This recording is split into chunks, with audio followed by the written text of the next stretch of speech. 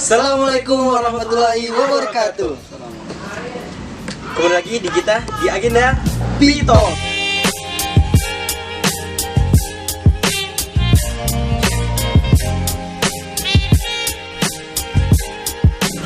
Oke teman-teman semua, hari ini kita membahas suatu tema gitu Kak ya.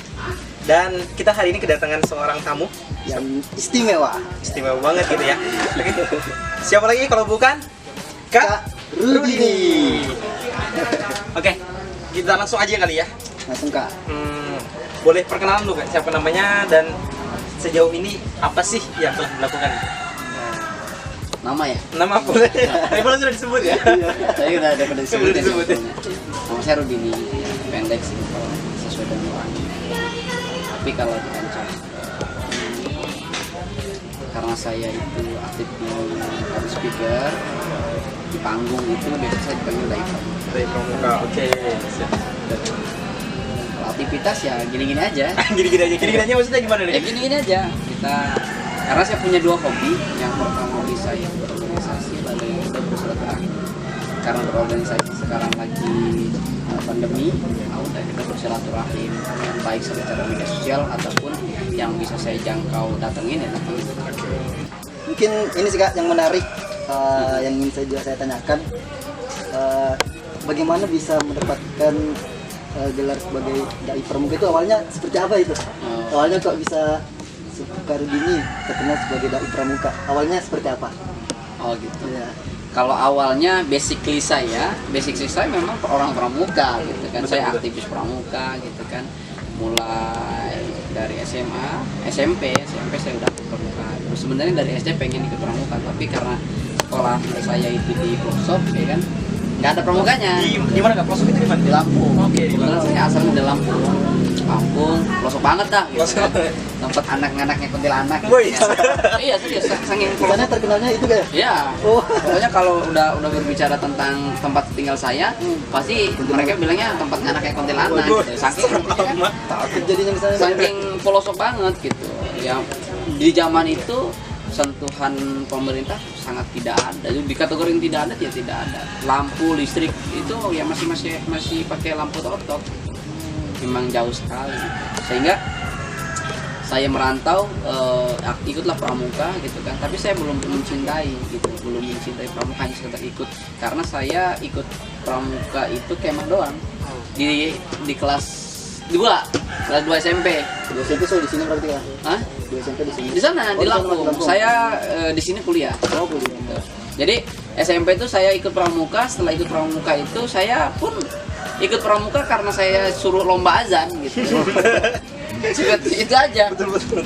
Setelah saya ikut lomba azan, habis azan tugas saya di tenda suruh bersihin tukang Allah, udah kayak hamba saya. Itu zaman apa Kak? Maksudnya SMP. Oh, SMP. SMP.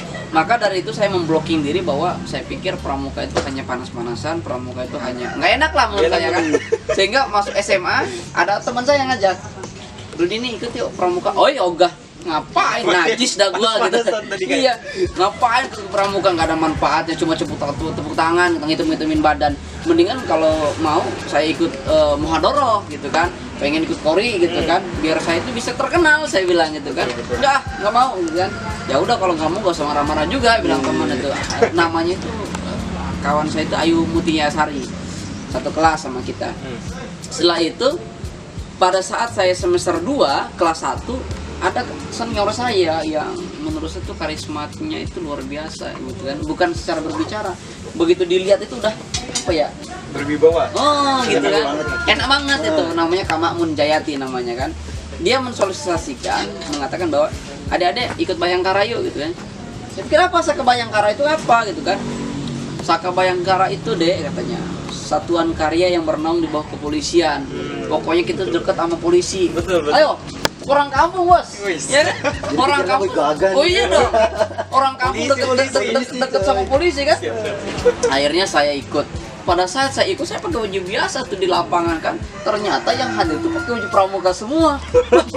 Loh, kok jadi pakai baju pramuka? Saya bilang, kenapa jadi begini? Saya bilang tuh kan, mau pulang lagi akhirnya saya pakai baju pramuka. Setelah diberikan pemahaman, ternyata Saka Bayangkara itu ya pramuka juga gitu kan. Akhirnya 1 bulan setelah itu saya ikut, ketemulah sama pembina saya yang di sekolahan, orangnya paham, namanya Kak Muhammad Tohir. Dia bilang, Rudi ini ikut Saka Bayangkara. Oh iya Kak, saya ikut Saka Bayangkara. Saka Bayangkara itu satuan karya yang bernaung di bawah kepolisian yang membayang-bayangi kejahatan Kak. Ada keridanya, ada 6. Pertanyaannya apa? Ikut Saka Bayangkara atau enggak? Ikut itu doang, tapi saya menjelaskan dengan sangat luar biasa kan. Ini. Rudi ini ikut Saka Bayangkara? Ikut Kak, satuan karya yang bernaung di bawah kepolisian yang membayang. Pokoknya sosokan gitu kan. Ini soalnya karena semangat atau? Iya, karena semangat, Bangga. karena bangga. Yang pertama kita bangga, yang kedua deket banget sama polisi kan.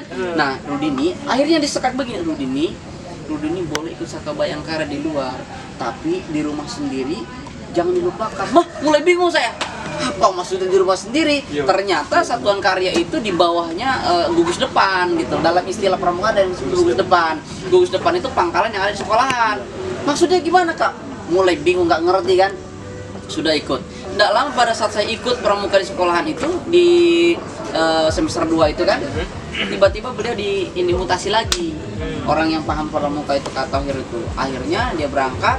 Nah setelah itu saya dikirim untuk ikut serta hari ulang tahun pramuka, Hutpram, ya. Berangkatlah saya ke lapangan Sidotonton. Nah baru berpikir saya, otak saya baru terbuka. Oh iya ya, pramuka ternyata banyak kawan, gitu kan. Betul. Banyak kawan, teman saya. Iya, orang kampung Pak. Orang kampung yang masuk, yang diajak ke kota. Cemana pula kan? Seneng banget Ya kan? Yang di kampung itu kita berkawannya dengan monyet gitu kan. Kuntilanak. Iya gitu kan. Enggak ada ya itu aja kawan kita. Begitu kita ke kota, Masya Allah, Cakrawala berpikir gitu. Masa ini. Betul. Mohon maaf ya, Masya Allah, teman baik-baik itu tuh, banyak banget dah. Mulai dari sini, kalau banyak kawan saya bisa keliling mana-mana nih gitu kan. Mikirnya gitu. Akhirnya ikut, sehingga itu dari kelas 1 SMA itu saya mau jadi ketua rohis. Sudah visi misi sudah saya buat. Pokoknya sahwat keorganisasian saya itu muncul itu saya SMA. Karena saya harus berpikir saya harus berubah gitu. Jadi ceritanya tadi itu yang apa kalau ini semester 2 itu 2 SMA atau 2 SMP? 2 SMA. Oh, 2 SMA. 2 SMA. Kan semester 1 kelas 1 SMA itu saya nggak mau kan yang diajak sama teman saya tadi. Oh, itu kelas 1 SMA. Kelas 1 SMA tuh nggak mau saya karena panas-panasan saat itu kan. Nah begitu saya ketemu Saka Bayangkara itu, nah udah mulai ternyata begini. Akhirnya tadinya mau cita-cita menjadi ketua rohis karena udah mulai jatuh cinta nih sama pramuka. Begitu kelas 2 kan peraturannya kelas 2 baru boleh nyalon ketua kan. Iya betul. Saya mikir pramuka nih gitu. Nah hari itu belum pakai musyawarah, teman saya itu belum pakai musyawarah, cuma masih adu visi misi. Ada visi terus Jalan saya kan di lab bahasa, tiba-tiba di situ lagi pemilihan ketua pramuka. Saya bilang, Kak, saya boleh nggak jadi ketua pramuka? Boleh dong katanya. Langsung ikut juga. Langsung ikut saya. Malah dari jalan tadi. Jalan itu, karena itu tertutup katanya hanya urus anggota yang sangat aktif. Iya. Akhirnya saya adu visi misi, berdebat kan, tak. Saya udah persiapan visi misi saya rohis, ya kan? Jadi yang saya Jadi pakai itu. Gila nggak? Oh gila banget. Kira-kira isinya seperti apa ya? Ya karena basically SMA saya itu bukan SMA tapi EMAN kan, yang nggak lepas daripada kecerdasan religius. Sehingga saya dongkrak dengan dasar dharma itu. Kunci kesuksesan pramuka itu ada di poin yang satu. Saya bilang tuh dasar dharma yang pertama itu takwa kepada Tuhan yang Maha Esa. Saya bilang tuh kan hajar dari situ tek. Dari 3 pencalon, dari 3 kandidat, mereka berdua itu nomor 2 itu saya kan nomor 2. Nomor 1 itu dapat 3 suara, nomor 3 itu dapat 2 suara. Jadi yang tersisa itu ke saya semua. Berapa itu kan? Hari itu kan terkumpul pesertanya itu 75 ya. Berarti sisanya saya menang telak, Bos. Iya, Bos. Waduh. Wah, dari situ. Tapi dari situ nggak bangga, Pak. Mikir malu. Masa ketua pramuka nggak ngerti pramuka ya? Gitu kan. Berarti ngerti tadi rohis karena Rohis. visi buat rohis. Karena kan memang saya yang merintis rohis, saya mendirikan rohis gitu kan. Udah pokoknya rohis tuh ke depan begini bla bla. Tiba-tiba jadi ketua pramuka. Gimana kalau anggota pun nanya gitu kan? Gimana kalau anggota saya nanya selalu saya nggak ngerti pramuka. Akhirnya mulai ngapalin dasar dharma yang 10 itu kan, tempel di tempat kamar, dasar dharma 1 gini, 2 gini, 3 sampai 10. Setelah itu latihan ya langkah tegap maju jalan itu ya pakai mau mandi, mau morse semapur di rumah itu prat-prit sampai mama saya itu geleng kepala gitu. Kenapa anakku jadi begini katanya gitu kan. Udah mulai akhirnya saya terpilih jadi ketua pramuka, saya bisa menjalankan dan mulailah saya jatuh cinta lah sama pramuka. Setelah itu dilalahnya itu kawan saya itu hari itu masih ada kebijakan boleh menjabatkan memegang jabatan dua organisasi, dua eksekuler. Akhirnya saya nyalon jadi kandidat wakil ketua OSIS dengan teman saya. Saya pikir balance sekali karena seluruh eksekuler saya yang megang kan. Betul. Jadi dulang suara itu luar biasa. Akhirnya menang lagi wakil ketua OSIS saya kan, wakil ketua OSIS. Mulai dari situlah saya ya di sekolahan itu jadi orang famous lah gitu. Karena terkenal lah kita kan lingkup sekolahan. Tapi saya berpikir dari pramuka itulah yang mengantarkan saya bisa keliling Indonesia, bahkan saya bisa asbab yang menyebabkan saya kuliah di Kaltim juga ya menurut saya itu berkah dari pramuka. Oke. Kalau keliling Indonesia tuh Kak, kemana aja sudah pernah? Dulu saya 2012 itu dikirim ke Papua, 1 bulan saya di Papua latihan pramuka. Kegiatan apa itu Kak? Itu namanya Raimuna Nasional, Rainas. Nasional keren banget Raimuna nih. Nasional, iya Raimuna Tingkat Nasional. penegak berarti ya? Penegak Pandega. Iya, penegak pandega. Karena di dalam pramuka itu kan ada beberapa tingkatan tuh. Kalau dalam siaga ada 3 kan. Di dalam siaga itu ada 3 tingkatan, yaitu siaga mula, lata, bantu. Kemudian juga di penggalang ada ramu, rakit, trap gitu kan. Kemudian kalau di penegak bantara sama laksana. Lalu kalau pandega ya pandega aja. Nah, berangkatlah saya ke Papua.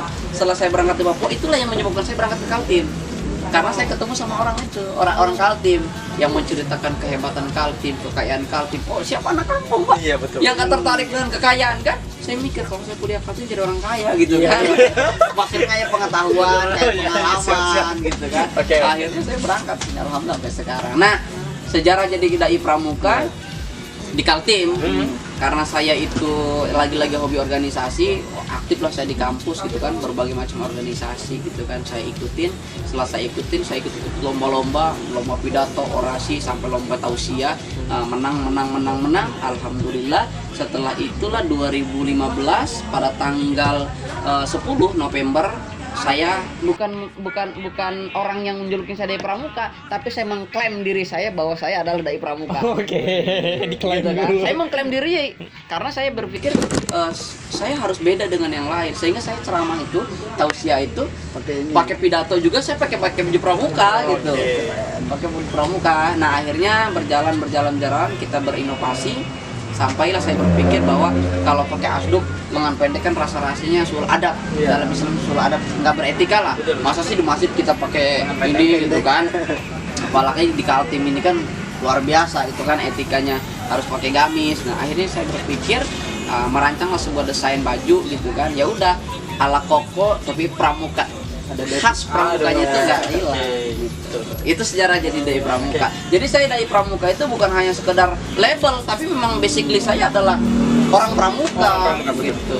Jadi memang dari basic memang awal seorang dai gitu ya, karena lulusan dari MAN gitu tadi ya. Satu dari MAN, yang kedua memang saya tinggalnya di pesantren. Orang yang kedua dari kecintaan juga terhadap Cintaan pramuka. Makanya saya sering mengatakan kepada teman-teman bahwa kenapa kok jadi dai pramuka, karena saya cinta gitu. Cinta itu butuh bukti. Pengorbanan plus dengan bukti gitu kan. Pengorbanan itu kan salah satu tandanya bukti kan. Nah gitu. Jadi cinta itu bukan butuh janji Pak, tapi butuh bukti. Nah, bukti saya mencintai pramuka, kemana-mana pasti ada buktinya. Nanti kalau mau cinta pramuka berarti Harus. siap. Oke, kenapa sih kakak gitu kan, Kak Rudini tertarik dengan pramuka? Apa sih nilai filosofis yang terkandung di pramuka sehingga Kak Rudini melabeli tadi ya dalam dai pramuka? Apa sih maksudnya membuat Kak Rudini bangga terhadap pramuka gitu? Awal mulanya lagi-lagi ke historical ya. Saya terbuka bener-bener bangga banget. Bangga dalam arti bukan sombong ya, artinya bersyukur masuk bagian keluarga besar pramuka itu. Ada senior saya udah tua, pengarang Malas Jayalah Pramuka itu, namanya Kamu Nasir Amin. Saat kami di pesawat, pada saat kamu mau berangkat ke Papua, dia bercerita, Rudini, mbahnya pramuka itu siapa?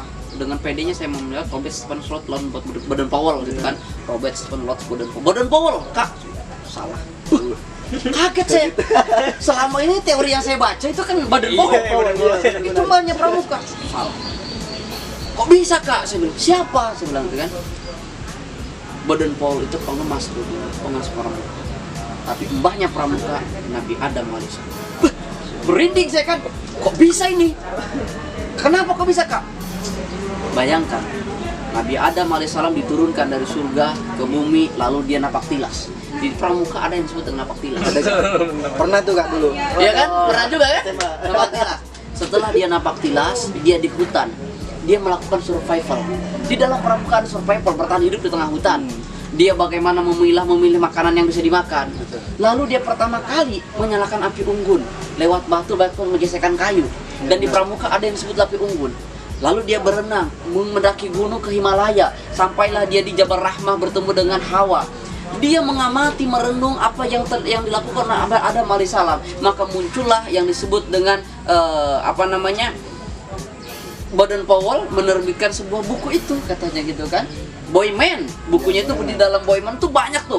Bagaimana dia serigala yang tidak pernah tidur. Nabi Adam itu dia jarang tidur malam gitu kan. Sehingga serigala yang tidak pernah tidur toh. Nah, setelah itu jadi Rudi ini kesimpulannya adalah pramuka itu sebenarnya kalau kita mau egois punya orang Islam. Mikir kan?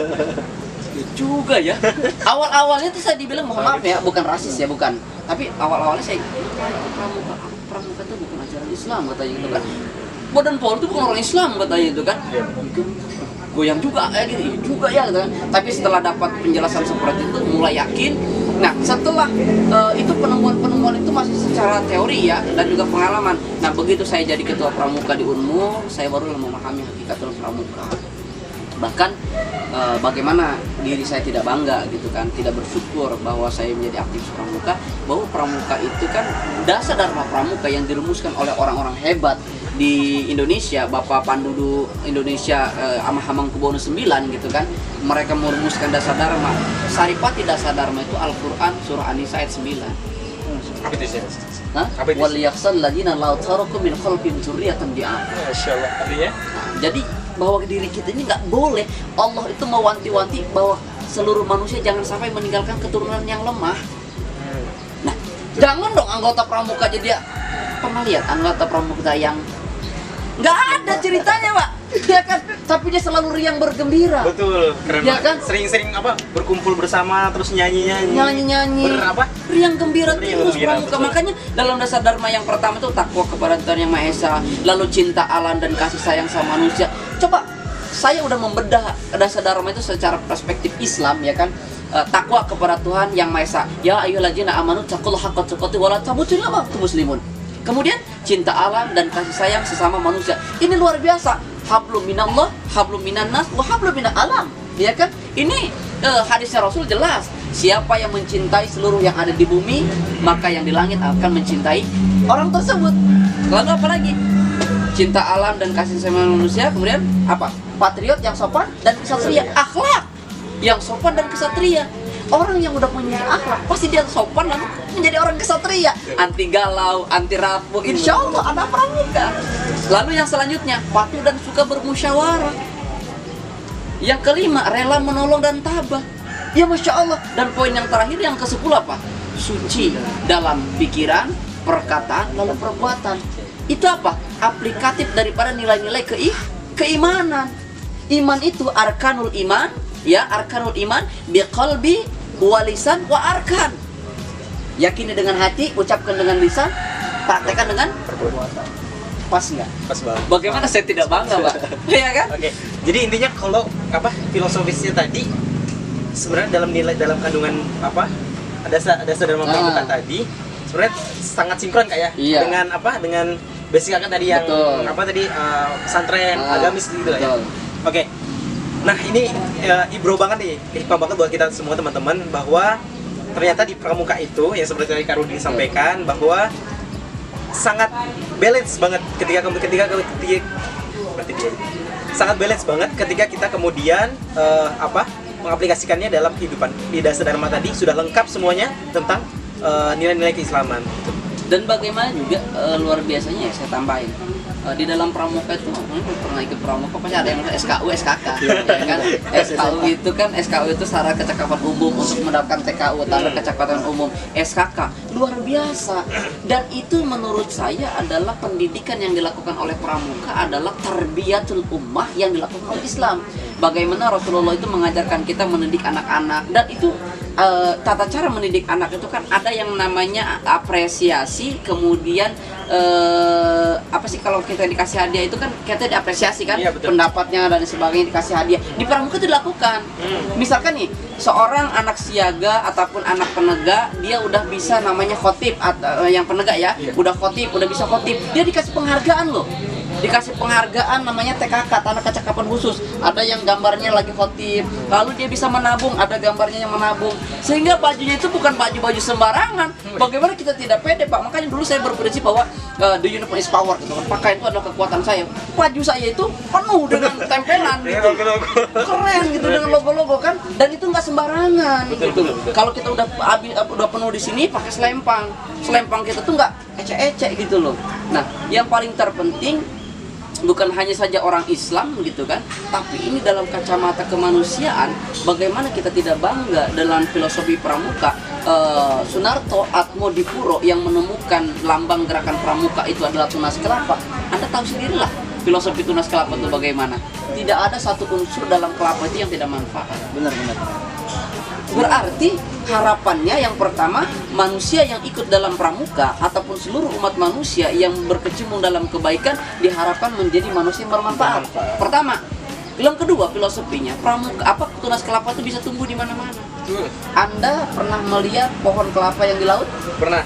Anda bisa di hutan udah pastilah ya. Jelas. Lalu di udara itu bisa tumbuh. Anda angkat aja yang di antara dua-duanya di tali ya kan, dia tumbuh. Nah, harapannya seluruh anggota pramuka dimanapun, kapanpun, dengan siapapun, dia mudah untuk beradaptasi. Hingga muncul tuh pepatah orang tua kita kan, di mana bumi dipinjak, disitulah langit dijunjung. Gitu. Betul banget. Betul banget. Iya. Oke. Ya. Jadi sependapat aja sih dengan tadi Kak Rudini bilang kalau dasar dharma itu include banget dalam kehidupan. Bahkan kalau bisa dibilang itu kayak kalau dasar dharma dipatuhi benar-benar nih semua orang, benar-benar jadi orang sebenarnya orang. jadi orang yang bermanfaat banget gitu ya. Apalagi kalau dulu kan sempat juga ikut di perlombaan juga. Ya. Seru banget itu. Baru nggak sembarangan juga gitu kan. Satuan terpisah, Betul. dipisah cowok sendiri, cewek sendiri. Kalau Kak Gus sampai pangkat apa? Kemarin ambil penegak, lanjut pendidikan kan. Penegak sampai apa? Laksana atau Laksana, bandara. sempat ambil pramuka Garuda Jawa kemarin. Oh, luar biasa. Cuman sudah habis masanya. Oke. Kalau saya kemarin cuma sampai Bantara. Itu pun ini karena memang banyak belum tahu tentang pramuka, jadi cuma ikutnya ketika diwajibkan. Diwajibkan sudah deh mau nggak mau ikut. Nah, ternyata setelah kesini gitu ya, ngelihat teman-teman pramuka ternyata memang keren. Dan sayangnya ketika SMA kemarin cuma sebagai pengikut, followers gitu ya, tanpa aktif terlibat langsung gitu. Tapi sebenarnya kalau kita aktif tadi keren kayak Kak Rudin itu, sampai keluar daerah keren banget. Tapi ini Cak, kenapa ya? Terkadang tuh kan kadang nih teman-teman juga SMA juga kan malas ikut pramuka. Baru kadang panas-panas aja, Iya. jadi hitam aja. Betul. Nah itu seperti apa sih kalau kita memahamkan ke mereka itu dari foksi baiknya itu dari pramuka. Makanya itu tadi saya bilang kembali kepada pembina sebetulnya. Kalau misalkan pembina itu, tujuan pembina itu kan untuk memberikan pemahaman, ya kan, pemahaman. Lalu pembina itu bukan hanya sekedar instruksional gitu kan, memberikan perintah tanpa adanya supporting gitu kan. Makanya dalam istilah jelas loh. Kalau kita bedah ya, siaga. Dalam tata cara upacara siaga, di SD lah, di siaga itu usianya dari 7 sampai 10 tahun. Itu kan lingkaran.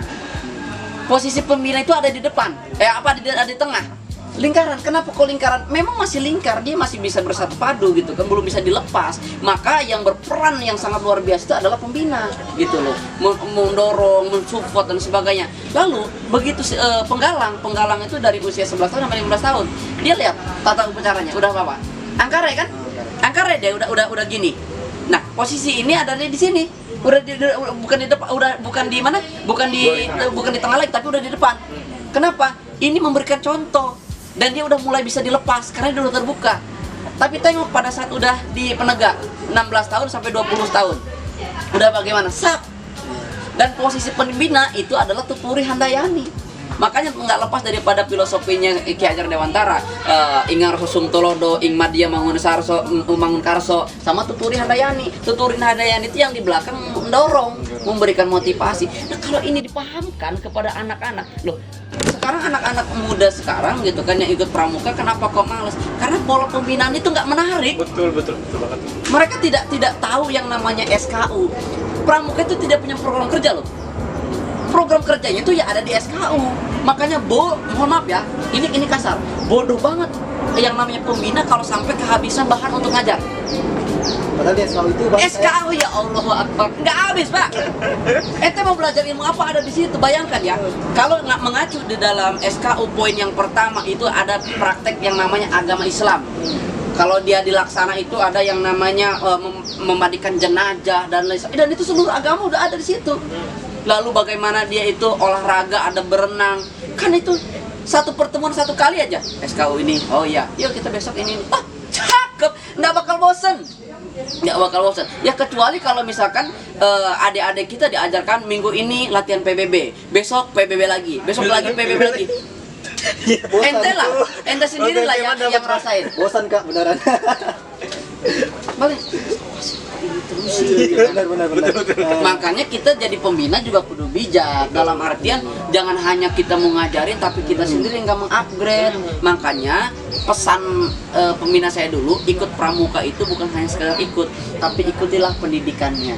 Makanya saya misalkan nih dari jenjang saya dari Laksana ke Pandega udah selesai nih, saya kursus ikut juga mengupgrade diri saya karena tujuan saya nanti bakal jadi pembina kan. Berarti ada yang disebut dengan KMD itu kursus mahir dasar. Dari KMD itu langsung lagi KML itu kursus mahir lanjutan. Dari KML lanjut lagi nanti KPD. Ini alhamdulillah saya dapat informasi, insyaallah bulan Agustus ini saya tanggal 20 sampai tanggal 30 ikut KPD.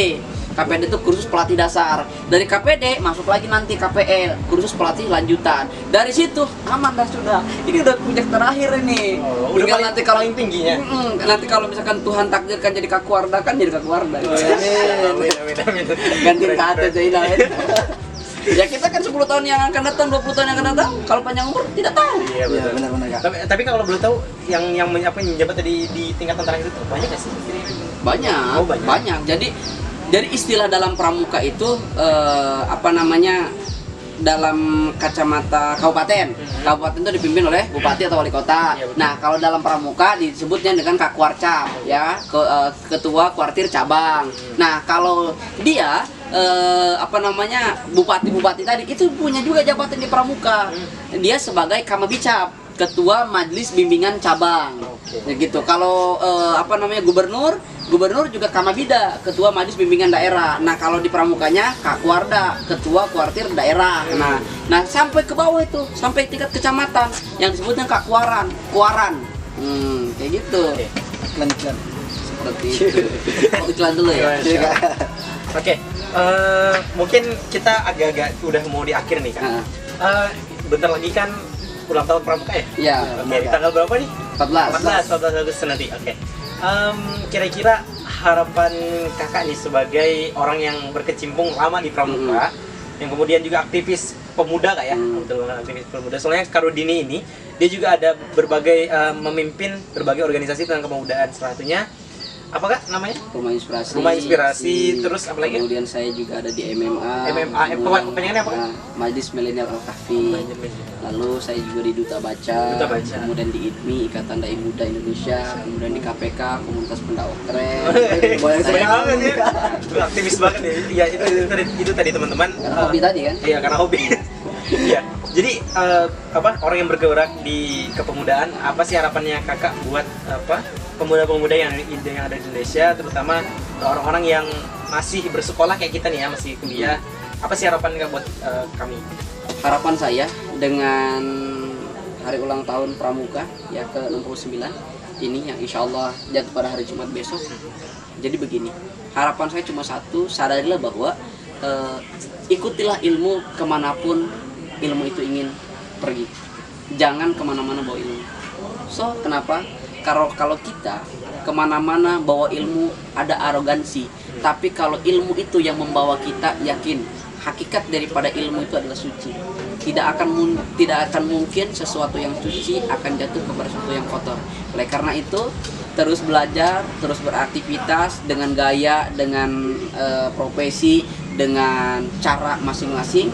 Yang jelas tujuan kita satu, khairun nas anfa'uhum linnas. Sebaik-baik manusia adalah manusia yang bermanfaat.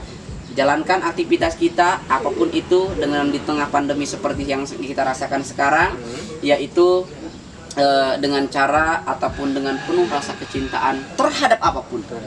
Karena kalau kita berbicara tentang cinta itunya luar biasa menurut saya kan, sesuatu yang berat akan menjadi ringan, sesuatu yang susah akan menjadi mudah, insya Allah lah gitu kan. Ya bagaimanalah sosok karena saya penggemar daripada Qais dan Laila dan juga Jalaluddin Rumi, yang mereka itu luar biasa gitu kan, mendefinisikan yang namanya cinta itu luar biasa lah. Nah begitulah dengan kita teman-teman aktivis dakwah di kampus, lakukan itu gitu loh. Jangan pernah berpikir bahwa apa sih yang akan saya dapatkan, jangan pernah berpikir seperti itu. Tapi tujuan kita adalah tarbiyatul ummah, memberikan pendidikan, mendidik, kemudian memberikan pemahaman kepada umat gitu kan. Insya Allah kalau itu yang kita lakukan dan Allah Subhanahu wa taala ridho dan Rasulullah senang, apapun yang kita minta. Jangan kita minta. Lagi kita nggak minta aja Allah kasih. Apalagi kalau kita minta. Udah astajib lakum. Masya Allah. Masya Allah sekali ya. Keren banget ya, hari ini kita habis sharing-sharing sama Kak Rudini dan materi yang diberikan sangat luar biasa. Terima kasih banyak sebelumnya Kak. Karena saya biasa di luar. Oke, siap. Oke, apa nih Kak buat terakhir dari Terakhir mungkin nih untuk memeriahkan hari Pramuka juga, mungkin kita bisa tepuk Pramuka dulu. Oh ya boleh dong. Siap, siap, siap. Tadi Pramuka nggak ada tepuk Oke. Pramuka ini. Tadi saya lupa salam Pramuka. Oke, siap. Oke, mungkin sebelum ditutup, baiknya kita 2 kali tepuk Pramuka.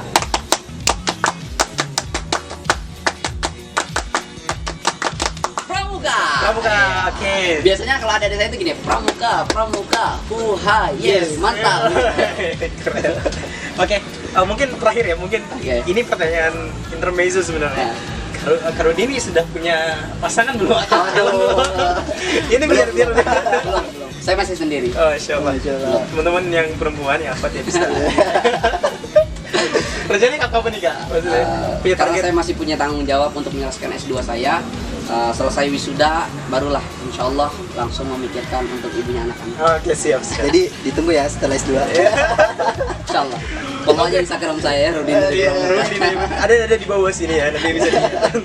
Oke teman-teman, semua terima kasih telah menonton sharing-sharing kita pada sore hari ini. Insya Allah bermanfaat ketika kemudian kita ingin menjadikan ini sebuah kebermanfaatan. Mungkin terakhir dari kita tadi penutup ya dari kata-kata Kak Rudini, khairun nas anfa'uhum linnas. Sesungguhnya sebaik-baik manusia adalah orang yang bermanfaat untuk orang lain. Terima kasih. Ini dia P-Talks sore hari ini dan kita akhiri. Assalamualaikum warahmatullahi wabarakatuh. Oke.